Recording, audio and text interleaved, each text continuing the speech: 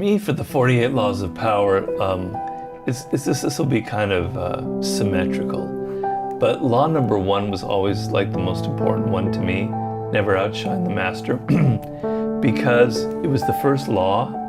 It was the first successful book I ever had. When I first pitched it to the man who produced the book, I told him the story that initiated the Never Outshine the Master. And I had personally violated that law on several occasions, and it caused me a lot of misery and pain in my life. I knew I was the best, and then I got fired.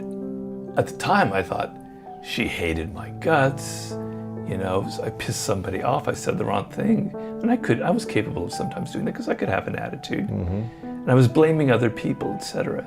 But then, you know, it started dawning on me, and then later when I wrote the book, it was very clear to me that I had inadvertently made her think that I felt greater than she was, that I was after her job. Other people were really praising me and not praising her so much. I was getting too much attention.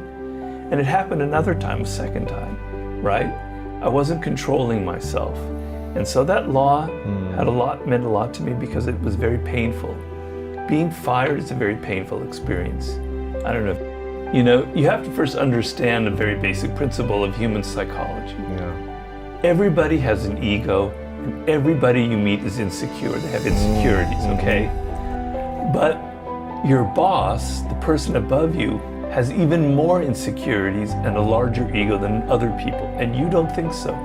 You're probably aware that they have an ego, but you don't think that they have insecurities because they're the boss, you know? But actually, they're always worried about whether people like them, whether people respect them, whether people think they're doing a good job or not. They're riddled with doubts, and they're constantly looking out for people to see their body language, etc. Does that guy really respect me? Does he have an attitude, etc.? You don't think that. You think, if I just try hard to please the boss, it will work out wonderfully. But you might be doing something else. You might be stirring up their insecurities. So you have to always be aware in life of people's insecurities. You know, it's like lesson number one. It's going to save you a lot of painful moments. The people you deal with are riddled with doubts. They're riddled with fears. They have things hanging over them from childhood. They're wondering about themselves. And you inadvertently are feeding their insecurities, and you never intended to. And then you find, wow, look what happened. And you don't even understand why it happened that way. So when you're fired for outshining the master, you don't know why you were fired. And it's very hard to learn a lesson when you don't know why it happened. That's what's so complicated and tricky about people. Because when people do something that's kind of harsh and negative, they never tell you why they're doing it. They always have a cover story, a narrative, right? They have a way of deflecting it as if they aren't to blame. And so you're confused. That's why I wrote The Laws of Human Nature, because you're continually confused, because people never tell you what they're really doing, why they're motivated, why they behave such a way.